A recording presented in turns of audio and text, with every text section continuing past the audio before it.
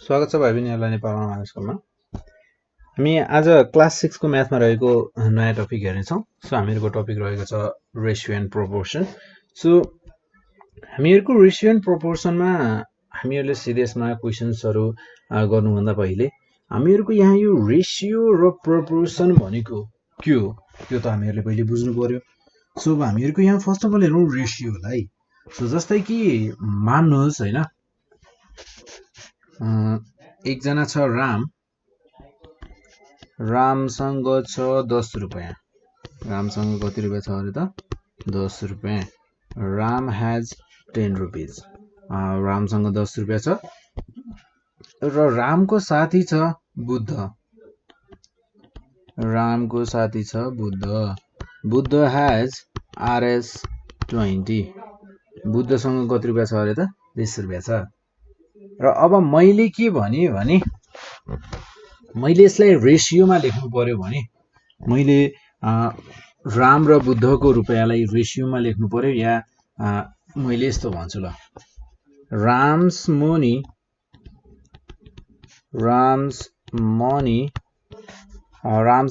To Buddha's money. Buddha's money is रामको money, रामसँग भएको पैसा र बुद्धसँग भएको पैसाको रेसियो। हामीहरूको राम्स मनी टु बुद्ध's मनीको रेसियो चाहिँ कस्तो हुने भयो? यो हुने भयो हामीहरूको रेसियो भनेको 10:20 हुने भयो। यो हुने भयो हामीहरूको 10:20। और मैले यसलाई भन्दा 1:2 पनि भन्न सक्छु। 1:2 पनि भन्न सक्छु। जस्तै कि हामीहरूको यसलाई हामीले पढ्दा कसरी पढ्ने भयौँ त? 10:20 और हामीहरूले यसलाई भन्न सक्छौँ 1:2 और 10:20। सो हामीहरूको यसलाई भनिने भयो रेसियो। सो अब रेसियो हामीहरूको यहाँ नम्बर्सहरूको लेखेँ मैले। सो रेसियो मेरो जस्तै कि A:B भनेर पनि हुन सक्छ। सो A को भ्यालु ल मसँग छ A = 1 छ, B = 2 छ। A:B भनेको मेरो कति हुने भयो? 1:2। सिम्पल। सो त्यसै गरी हामीहरूको प्रोपोर्सन भनेको चाहिँ के हो त? सो रेसियो भनेको त हामीहरूको जस्ट एउटा is to को फर्म, हामीहरूको कुनै एउटाको अर्कोसँग लेखिएको फर्म भयो। हामीहरूको रेसियो भने चाहिँ दुईटा क्वान्टिटिजहरूको के भयो त? दुईटा सेम युनिट भएका क्वान्टिटी। जस्तै कि हामीहरूको यहाँ मैले पैसाको कुरा गर्दा राम हैज RS 10 RS 20, मैले यहाँ $20 लेख्न मिल्दैन। यदि $20 छ भने पनि मैले यसलाई पहिला RS मा चेन्ज गर्नुपर्ने हुन्छ, अनि मात्र म यहाँ कम्पेयर गर्न सक्छु। सो हामीहरूको रेसियो भनेको चाहिँ दुईटा क्वान्टिटिजहरूको, जस्तै कि हामीहरूले यहाँ RS 10 र 20 दुईटा क्वान्टिटिज छन्, सेम युनिट भएका, RS युनिट भएका। सो दुईटा क्वान्टिटिज सेम युनिट भएका दुईटा क्वान्टिटिजलाई मैले फ्र्याक्सनको फर्ममा लेखेँ। यो नै हामीहरूको के हो त? रेसियो हो। सो हामीहरूको रेसियोले जहिले पनि दुईटा क्वान्टिटिजलाई कम्पेयर गर्छ, सेम युनिट भएका दुईटा क्वान्टिटिजहरूलाई कम्पेयर गर्ने काम गर्दछ, जसले जहाँबाट चाहिँ हामीले थाहा पाउन सक्छौँ कि कुन ठुलो छ कुन सानो छ। कुन ठुलो छ अर्को एउटा त्यसैसँग रिलेटेड, त्यसैको जस्तो युनिट भएको अर्को क्वान्टिटीसँग कम्पेयर गर्दा त्यसको त्यो चाहिँ कति ठुलो छ भन्ने कुरा चाहिँ हामीले थाहा पाउन सक्छौँ। जस्तै कि हामीहरूको यहाँ हेरौँ 10 र 20 राम्स मनी टु बुद्ध's मनीको हामीले रेसियो निकाल्यौँ 1:2 आयो। सो भन्नुको मतलब हामीहरूको यहाँ 1:2 आयो भन्नुको मतलब के हो भने रामसँग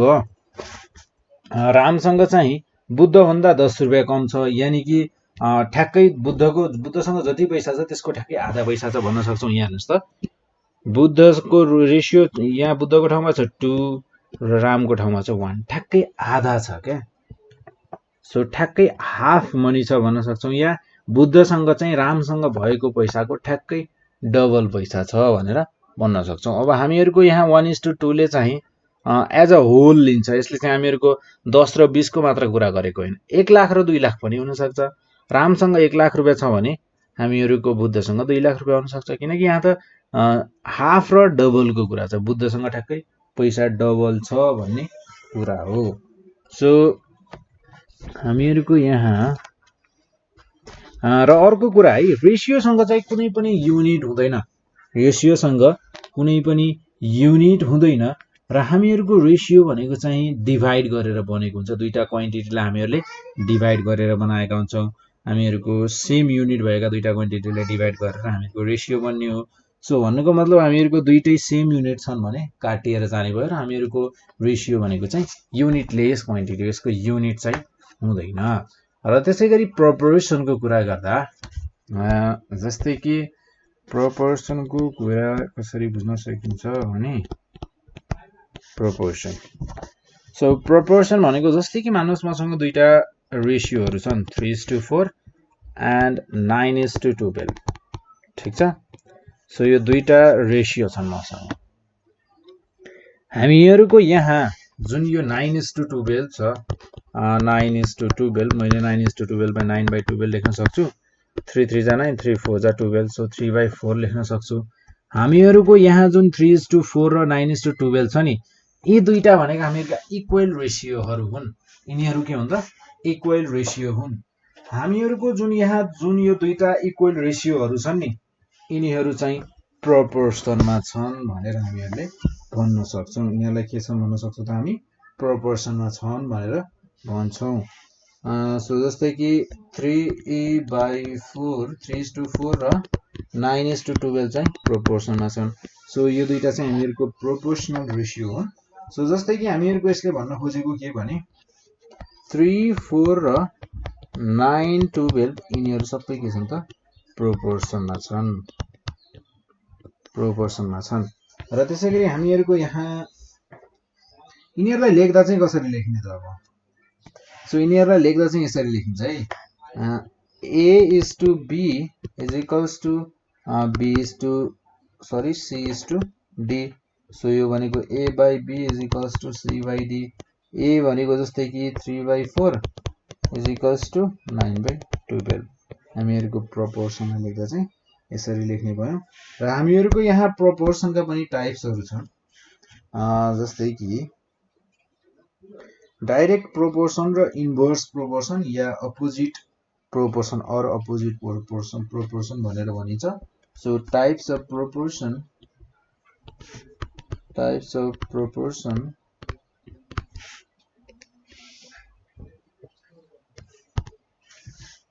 प्रोपोर्सनमा हामीहरूको एक नम्बरमा छ direct proportion. Direct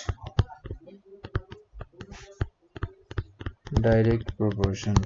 so direct प्रोपोर्सनको कुरा गर्दा जस्तै कि हामीहरूको मान्नुहोस् कि एउटा पेनको 5 रुपियाँ पर्छ, दुईटा पेनको कति रुपियाँ पर्ने भयो? 10 रुपियाँ। र हामीहरूको यहाँ नम्बर अफ पेन्सको रेसियो कति हुने भयो? दुईटा पेनको कति रुपियाँ पर्ने भयो त? 5 रुपियाँ पर्छ भने दुईटा पेनको 10 रुपियाँ पर्ने भयो। सो नम्बर अफ पेन्सको रेसियो कति हुने भयो? 1:2 नम्बर अफ पेन्सको रेसियो। र कस्टको रेसियो 5:10। सो 5:10 लाई पनि मैले 5/10 छ, 5 1 5 5 2 10, सो 1:2 हुने रहेछ। सो हामीहरूको कस्टको पैसा पनि के आयो त? सेम रेसियोमा आयो। हामीहरूको जति चाहिँ हामीहरूले पेनको नम्बर अफ पेनको रेसियो थियो। सो हामीहरूको यहाँ जुन नम्बर अफ पेन र तिनीहरूको कस्टको रेसियो हामीले जुन निकाल्यौँ त्यो बराबर छ। र हामीहरूको तिनीहरूको रेसियो अब प्रोपोर्सनमा छन् भनेर भन्न सक्छौँ, किनकि तिनीहरू दुईटैको रेसियो नम्बर अफ पेनको रेसियो र देयर कस्ट, तिनीहरूसँग पर्ने कस्टको रेसियो बराबर छ भने तिनीहरू अब प्रोपोर्सनमा छन् भनेर भन्न सक्छौँ। र हामीहरूको यहाँ नम्बर अफ पेन्स चाहिँ इन्क्रिज गरौँ या चाहे डिक्रिज गरौँ, हामीहरूको कस्ट पनि इन्क्रिज हुन्छ। इन्क्रिज गरायौँ भने नम्बर अफ पेन्स, र पैसा पनि डिक्रिज हुन्छ यदि हामीहरूले नम्बर अफ पेन्स डिक्रिज गरायौँ भने हो। यस्तो टाइपको प्रोपोर्सनलाई चाहिँ हामीहरूको डाइरेक्ट प्रोपोर्सन भनेर भनिन्छ। सो नेक्स्टमा छ हामीहरूको इन्भर्स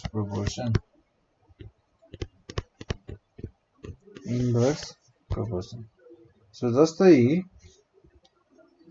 एकजना मान्छेले आफ्नो काम 8 दिनमा सिद्ध्याउँछ एउटा काम छ 8 दिनमा सिद्ध्याउँछ र अर्को छ एकजना मान्छे यो फर्स्ट मेन भयो अर्को छ सेकेन्ड मेन अर्को मान्छेले चाहिँ हामीहरुको सेम काम छ तर 4 दिनमा सिद्ध्याउँछ एकजनाले 8 दिन लगाउने छ त्यही काम फेरि अर्कोले गर्दा 4 दिनमा सिद्ध्याउँछ भनेपछि हामीहरुको यहाँ नम्बर अफ मेन जुन जति छन् नम्बर अफ मेन हामीहरुको 1:2 को रेशियोमा छन् र त्यसैगरी 8:4 चाहिँ हामीहरुको वर्क छ नम्बर अफ डेज सो 8:4 लाई यदि मैले लेखे भने यस्ता कसरी लेख्न सक्छु 2:1 2/1 हुने भयो 2:1 लेख्न सक्छु सो 1:2 चाहिँ हामीहरुको ratio of number of men छ र त्यसैगरी 2:1 भनेको हामीहरुको रेशियो अफ वर्किङ डेज को रेशियो भनेको 2:1 छ सो यस्तो केसमा हामीहरुको यहाँ हेर्नुस् त प्रोपोर्सनमा छन् त यिनीहरु छैनन् ठ्याक्कै उल्टो छ क्या 1/2 2/1 छ प्रोपोर्सनमा छन् यिनीहरु छैनन् प्रोपोर्सनमा छैनन् भने यसलाई इन्भर्स प्रोपोर्सन भनेर भनिन्छ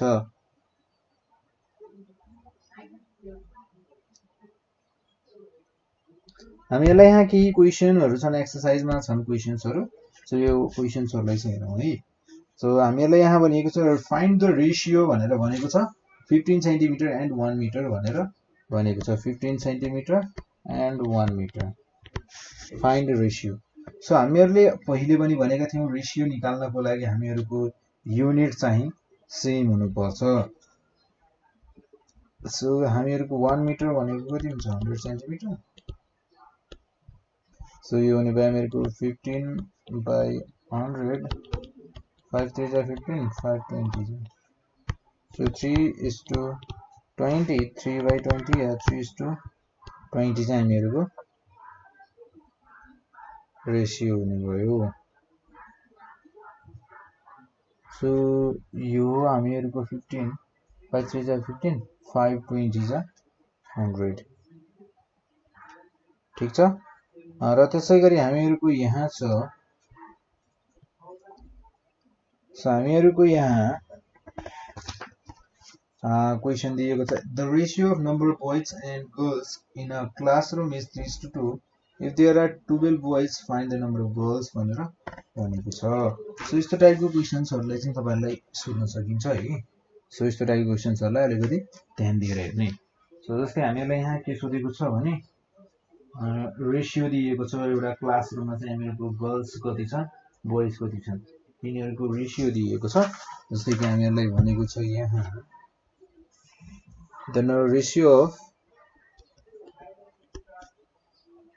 the ratio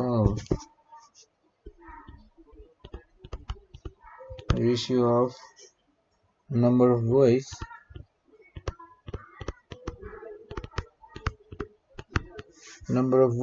and girls in a classroom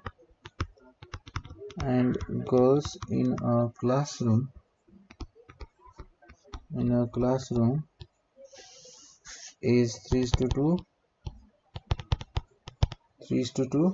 if there are 12 boys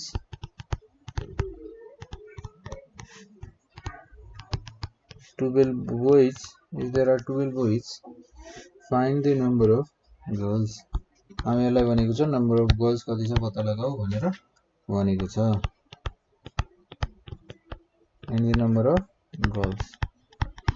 of girls चाहिँ कति छ भनेर भनेको छ सो जस्तै कि अब हामीलाई नम्बर अफ गर्ल्स थाहा छैन यो केसमा अब के गर्ने त जे कुरा हामीलाई निकाल भनेको छ त्यो कुरा हामीलाई थाहा छैन भने त्यसलाई x भनेर मानिन्छ हामी यहाँ सो जस्तै कि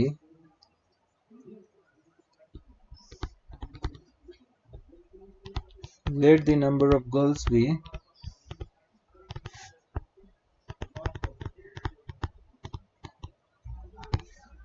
number of girls चाहिँ हामीले निकाल्नु पर्ने छ सो हामीले नम्बर अफ गर्ल्स चाहिँ x भनेर भन्यौ सो अब हामीले इजिली यसलाई सल्भ गर्न सक्छौं जस्तै कि हामीलाई रेशियो बोइज एन्ड गर्ल्स को रेशियो चाहिँ थाहा छ हामीलाई 3:2 हुन्छ भनेर यहाँ दिएको छ र त्यसैगरी हामीलाई नम्बर अफ बोइज थाहा छ नम्बर अफ बोइज छ हामीहरुको 12 र त्यसैगरी नम्बर अफ गर्ल्स हामीहरुसँग छैन सो नम्बर अफ गर्ल्स लाई चाहिँ हामीले के गर्छौं x मान्छौं x मानेका छौं सो यहाँ हामी x लेख्छौं सो हामीलाई x को भ्यालु चाहिएको छ सो x को भ्यालु अब हामीले क्याल्कुलेट गर्नको लागि के गर्न सक्छौं हामीहरुले क्रस मल्टिप्लाई गर्दिन्छौं क्रस मल्टिप्लाई कसरी गरिन्छ 3 ले x लाई गर्छौं 2 ले 12 लाई मल्टिप्लाई गर्छौं सो यसरी मल्टिप्लाई हुने भयो अब so 3x is equals to 2 into 12 or x is equals to 24 divided by 2 sorry 3 24 divided by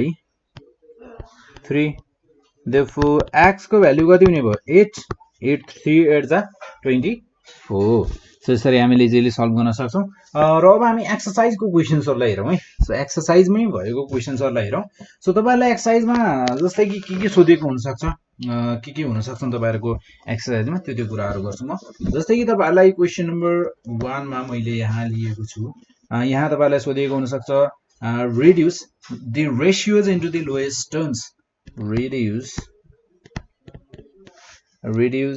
the ratios into lowest terms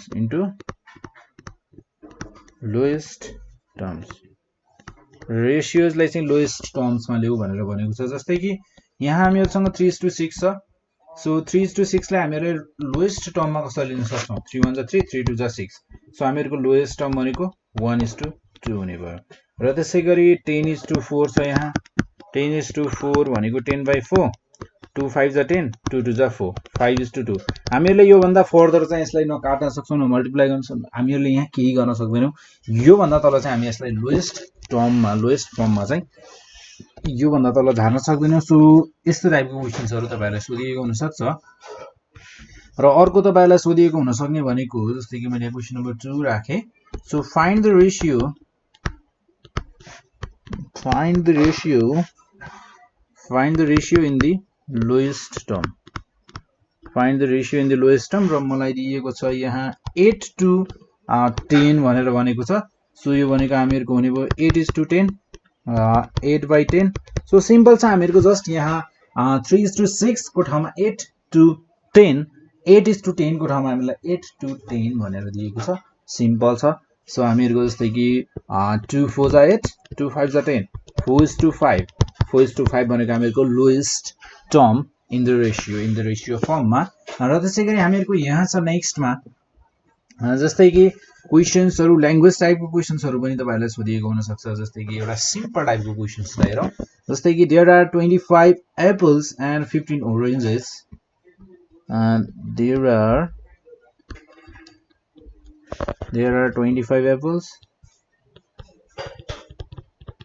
25 apples and 15 oranges in a basket find the ratio of the number of apples to oranges find the ratio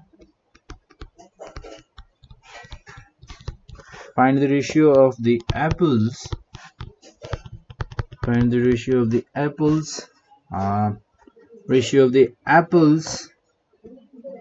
to oranges apple to oranges को हामीलाई ratio निकाल भन्छ so हामीहरुलाई Apple to orange निकाल्नु पर्यो भने first of all हामी Apple को number लेख्छौं 25 एप्पल्स इज टु 15 ओरेन्जेस सो यो भने हामीहरुको 25/15 5 5 जा 25 5 3 जा 15 5 is to 5/3 5:3 हुने भयो हामीहरुको लोएस्ट टर्म सो यसरी हामीले इजिली सल्भ गर्न सक्छौं र त्यसैगरी यहाँ एउटा अर्को क्वेशन हेरौं न त है हामीहरुलाई भनिएको छ यहाँ हामीहरुलाई यहाँ लेन्थ र ब्रेथ दिएको छ र त्यो लेन्थ र ब्रेथमा हामीहरुलाई निकाल भनेको छ लेन्थ टु ब्रेथ को ratio so a room question छ यहाँ a room is 12 metre long एउटा रूम छ अरे 12 मिटर लामो छ 12 metre long and 8 meter broad